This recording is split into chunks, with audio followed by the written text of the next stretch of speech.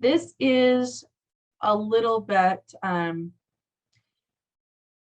to what the feelings are and what depression is. There was a comment about the books. These are all referenced in the back of this PowerPoint. So they're already all listed, I promise. And I'll go to that at the end in the recording. And so you'll get all those references and everything else I referenced from this PowerPoint. So there is, if you have your video on, you're going to be in the recording. So if you're feeling blue, sad, miserable, sorry for self, you're having a pity party, which we all have these things, which are feelings, which are secondary emotions, loneliness, hopelessness, we have shame, worthlessness. Those are all just feelings. They are, and they mean something. They're telling you something. They speak to the soul when you are empty in the depletion of something. We get fatigued, right? We get fatigued when we're in loss and grief because it's so exhausting to think about hopelessness or future or past or when we lose somebody. So our body will fatigue. And so these are just feelings that turn into behaviors and body issues. Okay. So this is about the body. Here's the mind. Yes. And here's the brain. And I definitely always go into that. But this is major depression. And so just so you know, this is not to diagnose yourself. This is not to diagnose anybody else. Not necessary. So just putting that out there. But here's these red parts of this PowerPoint on this slide. And if you can't see my slide, hopefully you'll get the slide and you can go over it. But sometimes people aren't watching the slide, so I forget that I'm talking about the slide and you can't even see it. But I'll go through this list a little bit. So the red are body sensations. And the thing is we have to have the top two, sad and low mood, for most of the day, every day. Okay. Daily. Loss of interest in normal activities, daily, weekly, that's continuous. Okay. And then you have to have 4 out of these other 1, 2, 3, 4, 5, 6, 7, 8. You have to have 4 out of the 8. So half of them continuously for a month. Okay. So this is just where you can self-evaluate a little bit, like, wow, I'm in a little more of a depression than I think, or I'm just unhappy. Okay. Because this is what it says. Feeling yourself from freeing yourself from chronic unhappiness. So here's unhappy and here's depression, right? But is depression unhappiness? Or is depression anxiety, or is anxiety depression? They do correlate a lot, and being unhappy correlates to depression, but is it long lasting or is it situational? So we have to say, yeah, there's a lot of situational stuff going on right now. But you have to have these. So look at the body: significant weight loss, daily sleep disturbances, aches and pains. We have a lot of people have chronic pain, agitation, impulsive, that's huge. Irritability, irritation, and anger. So when I have a teenager that's super angry, they're just super angry and they've been angry for a while and a long while. That's a root issue of depression. Doesn't mean they're clinically major depressed in a diagnosis. So just know that, because they have to have all these other ones. They're just irritated and impulsive and irritated in their anger and irritable. That's that. Low energy, fatigue, worthless feelings, concentration, focus issues. By the way, 80 to 90% of Americans, adults, are complaining and reporting that their number one disturbance right now is focus.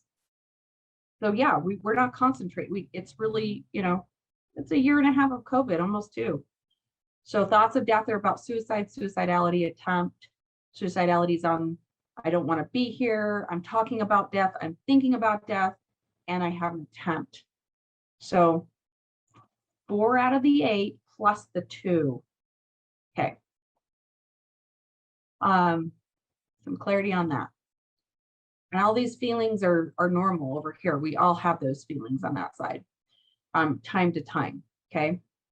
But major depressive disorder is characterized by depressed mood, diminished interest, impaired cognitive function, yeah, sleep and appetite. So it loops. So that's just a, summary of the last slide. So it loops, okay? So a lot of people statistically, I could put so much statistics in here too, but statistically, 20s, you have your first depressive episode and it will loop back and loop back and loop back. But usually most people report that their first episode was in their early 20s. I believe that it's becoming younger and younger and younger as we have puberty start younger and the brain's pruning a lot sooner than ever before. So that's just something else there. Like I said, the two first symptoms have to be there for 2 weeks and the rest of them have to be there at least a month. 80% of people went to the doctor with chronic pain first. They had physical pain, chronic physical pain before depression treatment. Anxieties, phobias, excessive worry are always mixed in there. It usually is always mixed in, not always, but pretty much excessive worry comes with depression. And then here's some statistics. Yeah, we're not going up. I mean, we're not going down with depression. We're going up with, we have increased our serotonin inhibitors, our SSRIs, our anti-anxiety meds. We do not have statistics on 2020, 2021 very much because it just takes that long to do the statistic and the longitudinal study and then report it. So we have no idea what COVID has done, but we do have some, of course, antidepressants have increased by 30%. We have lots of statistics of things that have increased in the last year and a half of going through stress. So it's predicted by 2030, we're gonna have a major problem, global issue with, 15 million Americans that are 18 and older have major depression, not just depression symptoms, or this is major depression. So a diagnosis, right? Okay, so looping. We got to talk about looping a little bit. We'll get to mindfulness, I promise. It's a big, thing. Yeah, that I'll go over that. That's a good comment of like, so back to how do you help people realize that they have depression without diagnosing? I'm not a diagnosis, I'm a clinician, that's my 10 years of schooling of like getting to clinician part of DSM diagnosing, but so that would be letting the professionals diagnose that. But if it seems like your teen or your family member is having a hard time with those symptoms, that they can watch this. Anyone can watch this. This will be on YouTube the end of the week, and anyone can watch this. And then it's like, actually, this is how we can treat it, or this is how we can help you. If someone's in denial, that's another class for that, but we'll talk about that a little bit. So ruminating thinking errors, that's denial. So denial is a defense mechanism of thinking our story. So we go into a denial of looping of like, no, I'm totally fine. I like alcohol to suppress my feelings and I'm not depressed, but we're drinking alcohol 3 to 5 times a week. Total denial. So you tune out, you reinforce it by looping, right? We reinforce the thinking error, okay? Now, real quick, thinking errors part 1 and 2, my favorite thing ever, is already on YouTube if you want to watch that. Because you got to understand what ruminating is. I call it marinating. And thinking error stories are, so you can stop looping with them, okay? That's huge to get through changing your neural pathways. The only way you change your pathways of depression is getting out of that loop, because depression loops. If you're in this state of mind, it actually reinforces the sad mood, the sad mood, the sad mood. When someone does this, the sad mood, and you reinforce that. That's what we have to undo. We have to actually unlearn that. That's actually what's happening and why we loop so much with depression and sad mood, or just those feelings, the same feelings. We can't get out of them.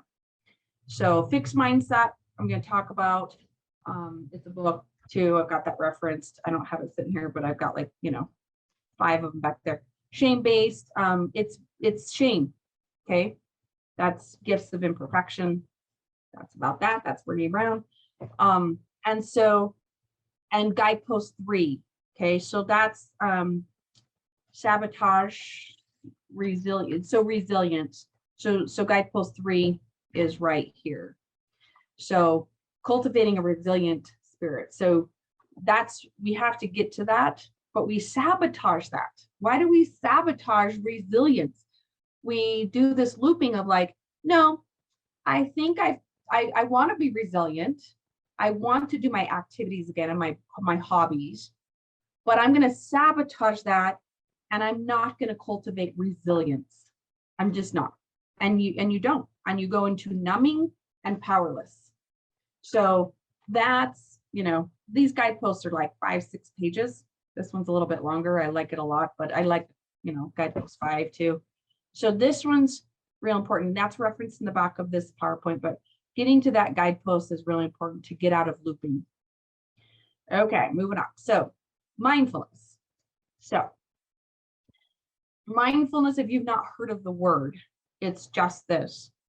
It's very simple. It's paying attention to the present without judgment and behaving as things are in the moment. So your behavior also is sitting still, behaving in the moment, focusing on right now and paying attention to that without judgment. That's why I love that part. That's so important. We shame ourselves, judge ourselves, guilt ourselves into what's going on. We intentionally pay attention to anything that we're experiencing. It is not meditation where we are quieting the mind and completely blocking out and being completely quiet in our soul. Okay. It's experiencing it. It's rattle. It's feelings. It's awareness. When I'm sitting like that, that's when emotion comes and I just let it happen. And then it's like, you're aware, you're in the moment. You're going to be super, hyper focused on what you're experiencing. And that does take a little practice. We're not mindful people. We're not present people. We worry about the past, we worry about the future, and then we can't focus on what's right in front of us. And I talk about that in tons of parenting classes and tons of parenting therapy sessions of what's right in front of us. We're right here, right in front of us. What's going on? And that's mindful. That's learning how to be present. So you can look up lots of John Zinn's issues of how he's, how mindfulness has evolved, how it's used in the schools, what the practice is. And I'll go through some examples. There's a website right here. I looked at, the mindful.org, everyday mindfulness. It goes through all of that. So just research that, learn to read more about it if you want to get into that a little more and make sure you understand it. It is a practice. He says, if it's something you have to add to your plate and do, it's not right. We don't add to it. It's just part of us. It's just being, is how he describes it. So we just have to be. Okay, so we're going to go right into coping right now. And I'm going to teach you how to do 2 to 10 minute distractions. That's all the brain needs to break up the urge to go worry about the future, to get angry about this, or we can do this before we have to send a crucial conversation email. We can do this before we have to talk to our kid. We can do this after we have a really intense meeting. It doesn't matter. It's all day long.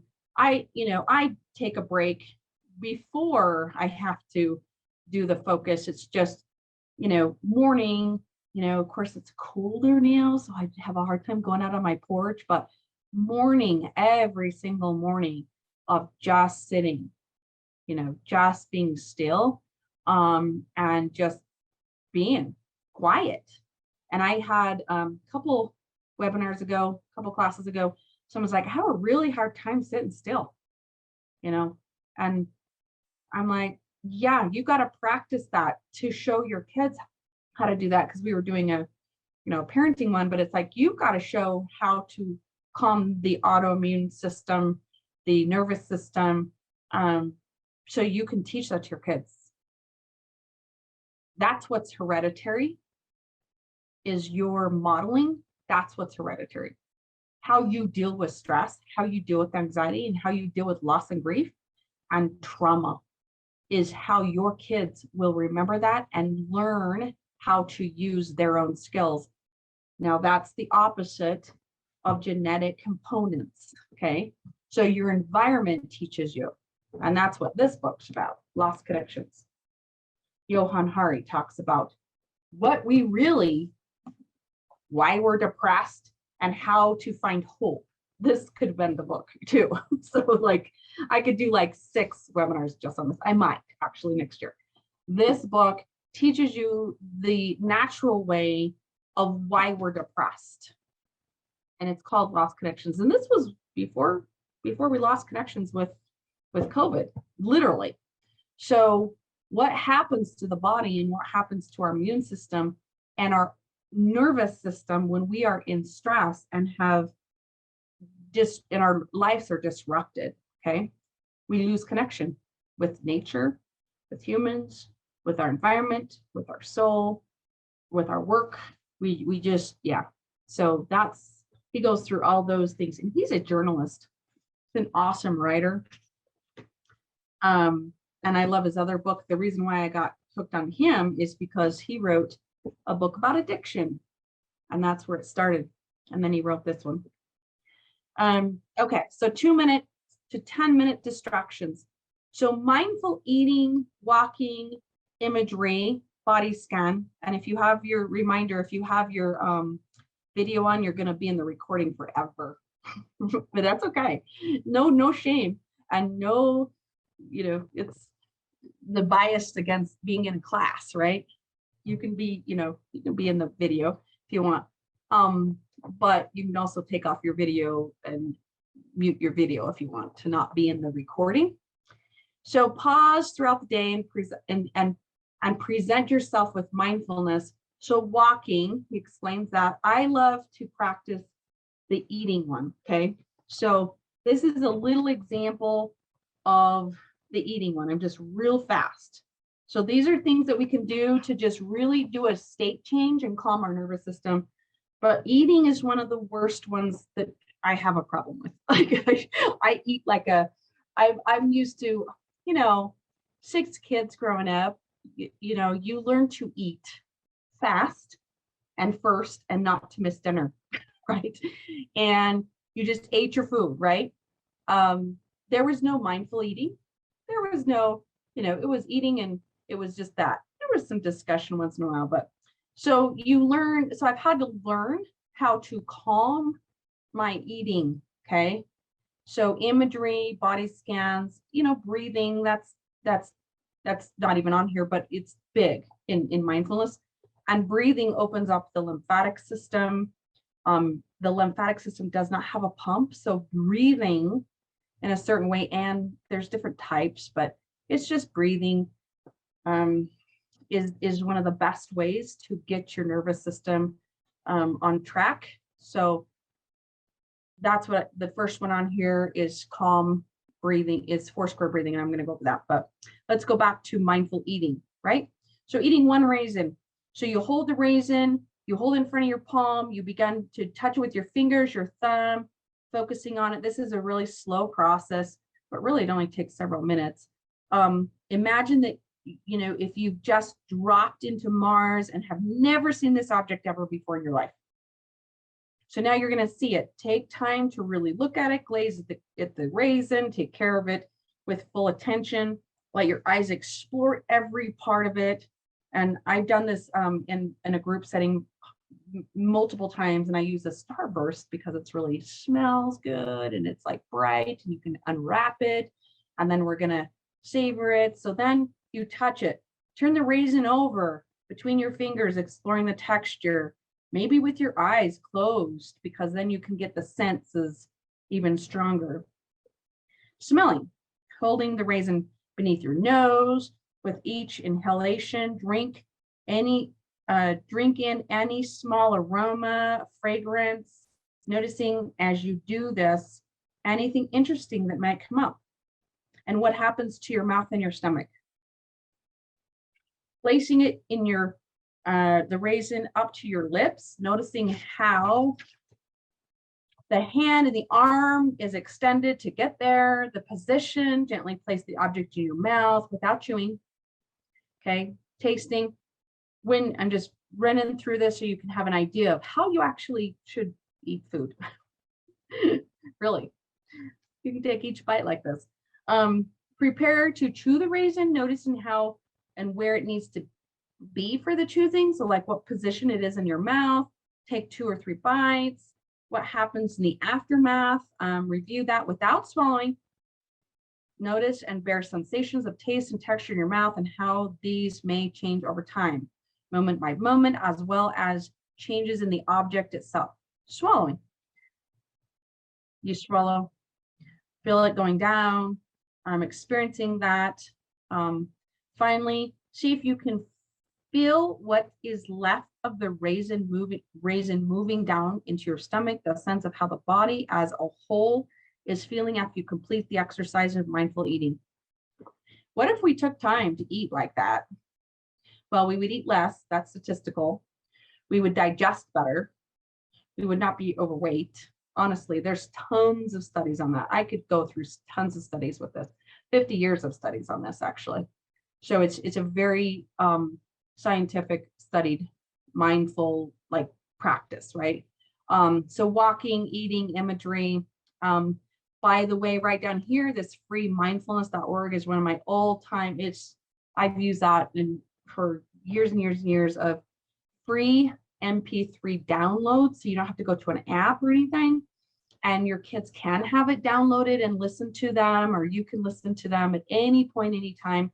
There's anywhere from 3-minute body scans to 45-minute breathing exercises to mountain exercises to imagery exercises. So you can download any of those MP3s and have it on your phone or on any device. Okay.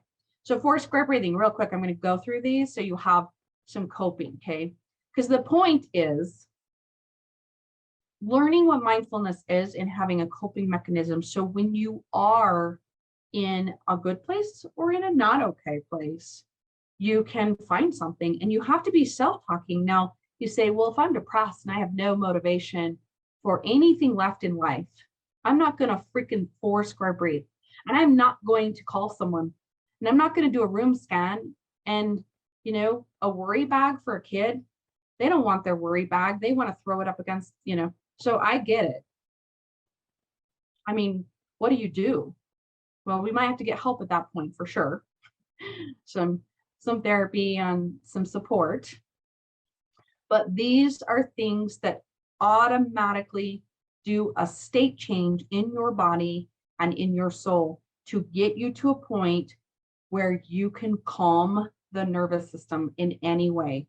And when we're depressed and worried and we're not in the present, we've got to practice to be a little more present, even if it's 10 minutes a day. So you take a break.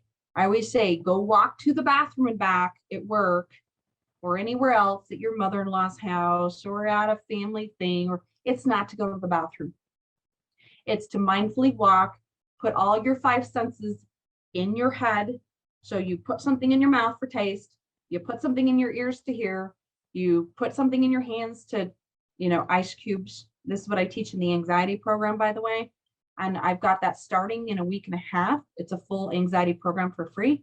And I teach about, let's put ice cubes in our hand and go do 10 jumping jacks. So those are all anxiety, you know, something to do a state change. It's the same thing. We're all nervous system in the back. We want to get to your calming, your vagus nerve. Okay. So 4 square breathing is 4 up, 1, 2, 3, 4, and then holding it for 4, and then waiting for 4, and then letting it out for 4, and doing it 4 times. So you can draw a picture. Here's a square. I'm going to go 4, 4, 4, 4, and then I'm going to do it 4 times. your heart rate will go down, your breathing will be better. That's it. Now, I also have kids tap with that instead of their fingers. I have them tap on their knees. If you do bilateral tapping, it's even better here. Or you go 1, 2, 3, 4, and then 1, 2, 3, 4, or on your knees if you're under your desk and you're at school and you are freaking out, you know, they can hit their knees, 1, 2, 3, 4, and it's slow. You know, you go up, hold it for 4, let it out for 4, or wait for, did I say wait for, let it out for 4, then do it 4 times. So tracing, coloring, just saying any kind of recording your feelings, drawing, tracing, coloring, writing something always helps. Focus point, I call it focus point. It's not really called that, but it's just easy to remember. So you get a pen and you hold it. This is just another, it's not a bilateral, but it's a focus. You put a pen in front of your nose, about 6 inches away or so, and you focus on here for 3 seconds, and then you focus on the wall for 3 seconds, and then you focus on here for 3 seconds, focus on the wall. Do that for like even 3 or 4 or 5 minutes, and just breathe and focus. You will change your nervous system. Calling someone, I said, you know, room scan's always good with your 5 senses. Kind of talked about that. That's why you go to the bathroom and back.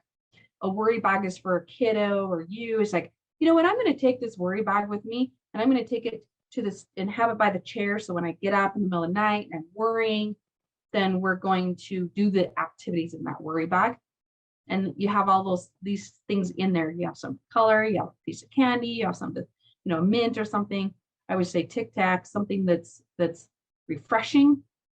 And those are just some coping. Okay. So how do we get into our unlearning our looping patterns? Okay. This is the issue. This is coming from lots and lots of, there's so many more to list here, but these are the main ones that I find very, very, very important. And number one is this little sign over this little picture of your environment. Okay. So I said it, you know, your environment makes up 75% of everything. It really does. If your environment's messed up financially, you don't go into nature, your spiritual, your relationships, your home, your network, your body, right? Yourself, your physical, emotional body. If it's not healthy, your environment, you're going to be a lot more depressed. We're going to talk about that in natural ways. Body scans, massage to get that cleaned up, yoga, cleaning up your environment, literally, your desk, your kitchen table, a drawer. Those are all things as a 10-minute distraction that you can do. So you got to unlearn. There's so many things to unlearn, right? The nervous system, unlearn the trauma. You have to connect with the part of your body and your mind and your soul that is not hurt. So that's what I talk about a lot. Let's connect with what's not hurt. What went right in your day? What went right in your life? When have you had good friends? Well, right now I don't have any friends. Well, when have you had good friends? You know how to make friends. Okay. Well, I'm super depressed because I don't have any friends. Okay, you're looping, you know, right? So that was just a quick example, just comes off some, just an example hypothetically. It's looping. Well, I can't focus on anything else, but I don't have friends right now. Well, 6 months ago, did you have a good friend? Yes. Well, we're not friends anymore. And we don't go into the whys. That doesn't do any good. Why don't you have any friends? Okay, what happened is important. So then you say, well, what happened? What happened? Well, they just went off in their own little world and started going out with these groups of friends and these groups of friends I don't really like. And I'm like, so they changed their value system and you don't like their value system and you don't want to hang out with that group of friends. So now you're over here and you don't belong. Okay, that makes sense. And that makes someone sad, depressed, lonely, frustrated, overwhelmed, worthless, and all those other secondary emotions. So what is that situational? Absolutely, because in 5 months, it might matter. In 5 years, I guarantee you it won't. So that's situational. So that's the happiness. How do we transform to happiness? Well, we have to go into a growth mindset. We have to go into a different environment and find out why we aren't friends with that person anymore. Well, okay. And then that clears the trauma a little bit, right? You got to clear the trauma. Now, trauma, it doesn't say complex trauma, it doesn't say, but it could. So we have to clear trauma from the body. And the body keeps the score. That's referenced in this is a book that talks about that. So we have to clear the trauma out of the body to get to another place too, if we need to. Growth versus fix. This is just a PowerPoint. I've already got this webinar for growth-minded parenting. So this is just one slide from that PowerPoint. So if you want to watch that, you can go in and watch that whole PowerPoint about how to be a growth minded person instead of fixed.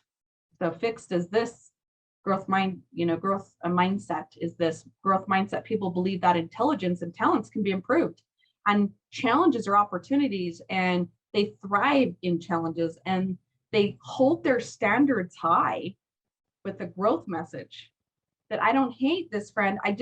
I'm sad that I don't have a group of friends right now. So failures are temporary. See, 5 months is the failure of not having friends, going to be 5 years from now? No, absolutely not. So you go into, well, failures are temporary. This is, even if this is a failure. So the other side is not helpful.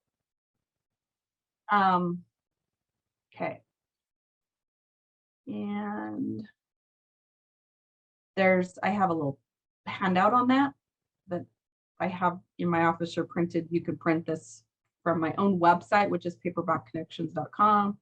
So this is just some questions and comments to say, do your best, find a new strategy. It's okay, try again. And that's what we have to say to ourselves. Before we can give this to our kids, we have to, or anyone else, we have to own it. So we can't give people something we don't have. So if you don't have a growth mindset, you're not going to pass that down to your kids. That's end of story. Okay, so care of the soul. So how do we care for the soul now? We're depressed, we're in this looping, we've tried some mindfulness. We got to get to the deeper rooted stuff, right? So that's this book. His chapter of 7 is just about that. So you get this book, these are, 10, 15 bucks. You read 7 and that's all you read. It's a very philosophized book, a little bit of on some philosophies, but Gifts of Depression, chapter 7 is all you need to learn about in that one. So that's a little quote from him. Natural treatment. Okay, so I am trained in integrated medicine for clinical mental health counselors. So here's clinical, here's integrated medicine. So this is just a tiny bit of a list of supplements, okay? But I'm telling you, there is gobs of research on these, okay? I wouldn't put anything on here if there wasn't. There is lots of research that is unknown to a lot of people, just like natural, integrated medicine for a lot of treatments. You don't know what that is because doctors, regular doctors, they're not integrated doctors, they're not functional doctors, will not tell you to take some 5-HTP to help you sleep all night as you go through a depression spell. Because 5-HTP helps you keep asleep, stay asleep. Sleep's my number one thing. You got to sleep. GABA is another amino acid that is a neurotransmitter, just like an SSRI, but naturally, that helps get your gut stuff to your brain. It's all in your gut. Almost 90% of your immune system is in your gut. If your gut's unhealthy and you're not sleeping, none of this will work. So that's the natural ways to pull yourself out of depression. Mr. Johan Hari talks a lot about that. Okay. Turmeric, for example, is a really good anti-inflammatory. When your body's inflamed, you don't have vitamin D3, you're not absorbing your nutrients, your vitamins, your sun hormone, which most of us don't get enough of. Vitamin D3 runs your mood in your brain completely. one of the things out of hundreds that it does. Same thing with magnesium. Magnesium's the next thing. And I just have one type of magnesium on here because it's for that. It's for sleep and depression, anxiety. It's that type of magnesium is to treat that. Omega-3 is for your brain, it's super essential. It's just, there's a whole bunch of things. But your niacin B3 and your B12s is your energy and a lot of other things that run your body. So we're usually depleted. So all I can say on this page is go do your blood work and see where you're at with your B's, your C, your D's. You can test magnesium.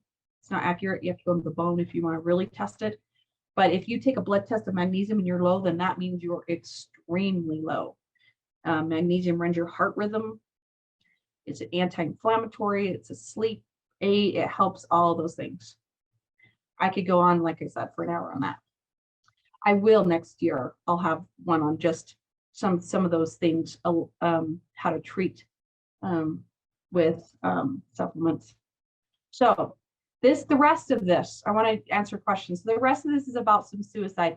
If you feel like you have someone in your life, or you, once again, I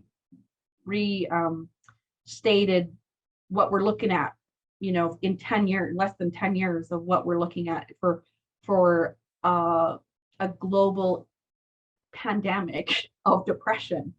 That's what that is. 80 to 90% that seek treatment, are treated successfully using therapy and or medications. This is not a forever thing. This can and shows to be extremely treatable. That's my point on this. No one needs to die. No one needs to commit suicide. And yeah, it breaks my heart. And so here's some other statistics, warning signs. You're just gonna have to go through this. These are some questions to ask if you don't know how to ask them, right? And I have a PowerPoint about suicide that's just for parenting. And this is some hotlines, okay? All the hotlines here. And here's the references. So I'm going to leave that up while we answer questions. So these are, I think I covered Body Keeps the Score, Mindful Way, Brainstorm. That's Dan Siegel. He's in my top 5 authors about teenage brains. And he talks about depression. He talks about what's going on. Care for the Soul. Let's see. Vitamin Cure for Depression. That is where Andrew Saul is the guy that I follow on that. He's done tons of stuff on vitamin C and niacin, Lost Connections, Chemistry of Calm, and Gifts of Imperfection, of course, is here. And yeah. And the other guy, a natural doctor, Heal Your Body, Cure Your Mind, is a really good little book about anxiety, mental health, depression, disease, trauma, holistic ways to mindfully treat your, heal your body so you cure your mind. Like I said, your gut is where it's at. Okay, so let's see.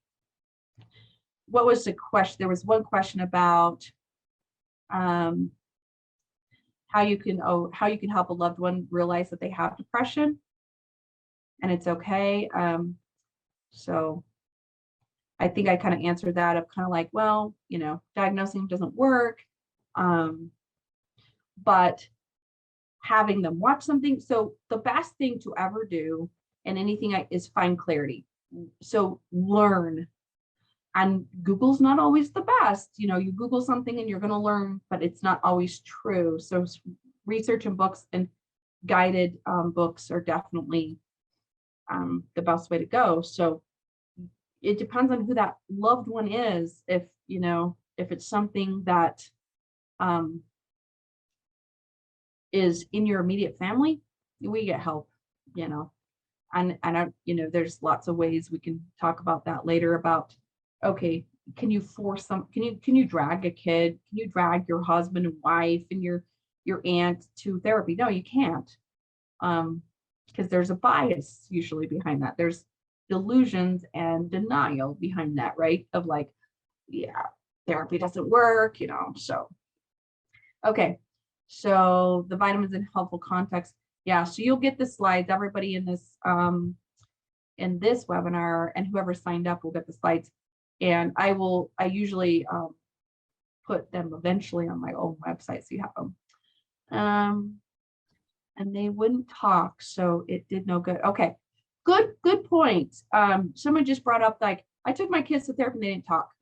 You know what the first thing I tell kids that they don't have to do, and the number one thing that they don't need to do, is talk. I don't need anyone to talk. It's not an interrogation. I don't need a teenager to talk to me. Sitting in silence, yeah, they don't talk. I'm a complete stranger. No one's supposed to just come talk to me. They have to build trust. It's a long-term therapy situation, maybe. And smaller kids don't know how to do that. So that's why we present them with therapy and say, okay, let's practice. It's scary, and it doesn't have to be, but it is. So yeah, that it's unfortunate that you didn't have good success with therapy because the kids didn't talk. But talk therapy is only one kind. Play therapy is anyone under 10. You don't do talking. There is no talking. Honestly, you check in, but they draw me a picture. They don't have to say a word. So find a therapist if your kids are under, and a teenager, teenagers may not talk. Doesn't happen very often with me after the first or second session, they don't have to talk. So maybe sometimes I do more of the talking, in just statements, but a lot of questions and interrogation doesn't work. Anything else?